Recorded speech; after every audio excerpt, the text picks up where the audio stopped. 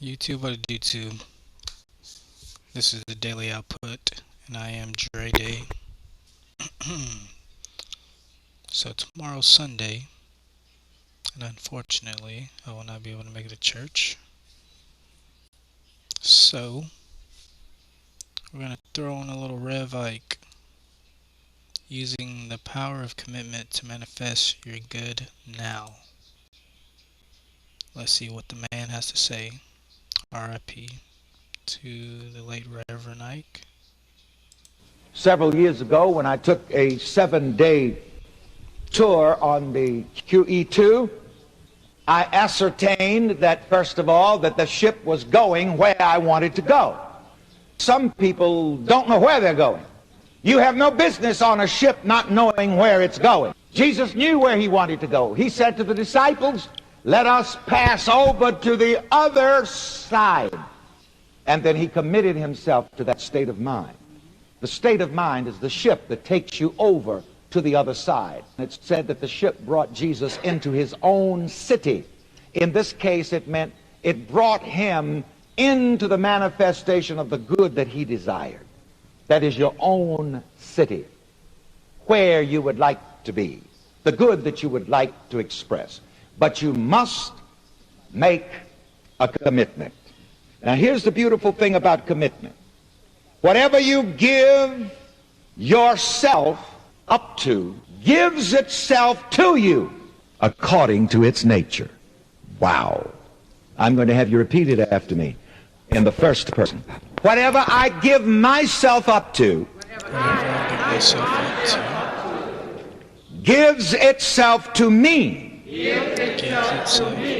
according to its nature. You see, you're knowing what to do now to get where you want to go. Get on the ship. Get in the ship. Get in the state of mind. Give yourself up to it. Once I ascertained that the QE2 was going where I wanted to go, all I had to do was get on. I didn't have to worry about how. Regardless of how the waters changed, I didn't have to worry about how. All I had to do was to be sure what? That I was in the ship. All you have to be certain of to get where you want to go in life is to be sure that you're in the state of mind, that you are committed. See, and once you get in the ship, once you get in that state of mind, you are committed. You can't have one foot in the ship and one on the shore. See, some people are like that, and they want to know, well, why don't I get my prayers answered? If you have one foot in the ship and one foot on the shore, when the ship moves, something's going to happen. You're going to fall one way or the other, or maybe both ways. It is the energy of the mind, self-consciousness, that is given up in commitment. In this particular class, I demanded a greater degree of commitment than I had ever commanded before. See, I did it for a reason. You had to pay your money and pay it all first. So you had to decide whether or not you wanted my stuff. Yeah. You had to decide whether or not you wanted good health, happiness, love, success, prosperity, infinite money, wisdom, knowledge, understanding, and divine intelligence. And so I demanded that you commit yourself totally first. Because in a few moments I want to tell you something about uncommitted people. It is hell trying to deal with uncommitted people. In the church, on the job, anywhere, in anything. If you don't think that it is hell trying to help uncommitted people, ask Moses. After 40 years in the wilderness and getting right to the brink of the promised land, he missed it. Didn't get to go into the promised land because a bunch of uncommitted people aggravated the living daylights out of him. There he was trying to bring them out of the slime pits of Egypt. And before they hardly got out of Pharaoh's brickyard, some of them were murmuring and complaining. "Oh, Moses, we want to go back." And every time he'd go up on the mountain to pray, and he came down with the commandments and saw them worshiping idol gods. They weren't committed. They weren't even committed to their own freedom. Now, that's another thing I want to point out to you about commitment. Your commitment, frankly, first and last, your commitment is to yourself. Ultimately, this commitment is to who? Yourself. Now, I want you to understand that. What is it that I commit myself to? Myself.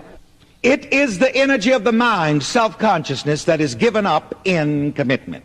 I want you to understand that. And a quotation from Rev Ike: consciousness is the only thing that is anything, becomes anything, does anything, or has anything. Now, when I say consciousness, again, that's synonymous with the energy of the mind. In physics, they teach us that everything is energy in form. In metaphysics, we understand that energy is consciousness, and that consciousness is the only thing that is anything, becomes anything, does anything, or has anything. Consciousness is the ship that you get into that takes you over to the manifestation of the good that you desire.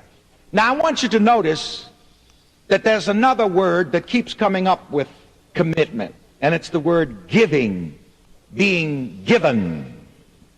Commitment is the state of being given up. You see, because giving is the guarantor of receiving. Say that. Giving is the guarantor of receiving. Whatever you give yourself up to gives itself to you according to its nature. Now, it's good to learn how to work with this. Giving is the guarantor. What is a guarantor? That which guarantees. Giving is the guarantor of receiving. This is why Jesus said it is better to give than to receive. Because giving is the cause, the producer, the God of receiving. You give your commitment, and whatever you give your commitment to gives itself to you. Wow. You want to be something, you want to do something, you want to have something, give up, commit all of the energy of your mind to that idea. The beautiful Christian hymn says it this way in a question: is your all on the altar of sacrifice laid? Your heart does the Spirit control? I was born in a situation of poverty, and when I looked around and discovered that that was the case, I committed myself to get out. Now, some of you may not be as honest about this as I am, but I'm absolutely honest. You see, that's another thing, to make a commitment, you got to be, and to get somewhere, you got to be honest with yourself. You got to admit to yourself what you want. You know what I wanted with a burning desire? When I found that I was poor, I wanted to be rich. I did. And I always thought that I should be. I never accepted what I didn't want, even when apparently I didn't have it, and I committed myself to that idea. It's just like the little lady with the issue of blood. There's a good example of commitment. She said within herself, if I may but touch the hem of his garment, I shall be made whole. And I'm going to do whatever I need to do to touch the hem of his garment. And even before that, the Bible said that she had spent all that she had with various physicians. In other words, she gave everything that she had to the idea, I shall be made whole. Let's hear that. I shall be made whole. Nothing halfway about that. Let's say it again. I shall be made whole. You see, even before she met Jesus, she had that commitment. She was doing everything for those 12 years. She was doing everything she knew how to do. She was putting all of her energy. That's the money. Again, let me tell you, over and over and over and over again, money is the energy of the mind. Let's hear it. Money is the energy of the mind. Now, the millions of dollars are simply a form of the energy of the mind. Everything is a form of the energy of the mind. In metaphysics, in physics, everything is energy in form. So she'd been giving her money. She gave everything until she had no more. And then she met Jesus. Now this tells us something, that if you give your total and entire and undivided commitment to the good that you desire to be, to do, and to have, you will be led across a bridge of incident to bring you to the good that you desire. You will meet Jesus. And when you meet Jesus, God in us, then you'll say, this is who and what I've been looking for.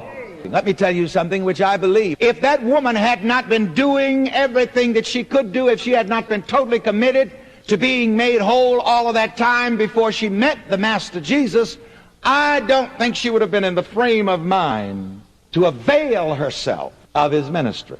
Say to yourself, I got to get committed. I've got to get committed. Say it again. I've got to get committed. Say it again. I've got to get committed. Somebody asked a high jumper one day, how do you jump over that?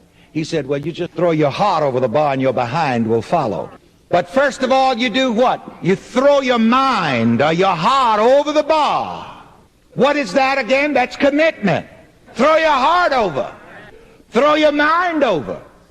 Once you get your mind over, your mind will bring your behind over. God has already told you in that allegory with the conversation between God and Moses. He says, Moses, I'm going to pass by, but you're not going to see my behind. You will see my hinder parts. You'll see what comes behind after it comes behind.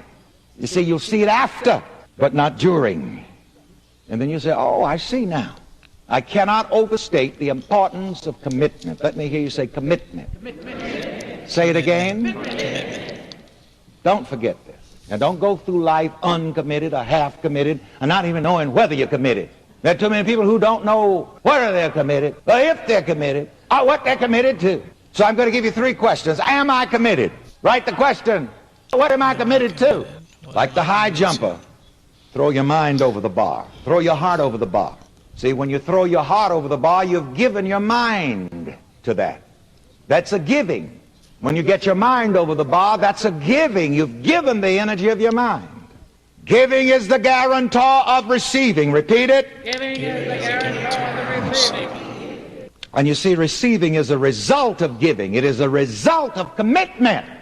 And you cannot get the result unless you do what brings or produces the result. You have to deal with it.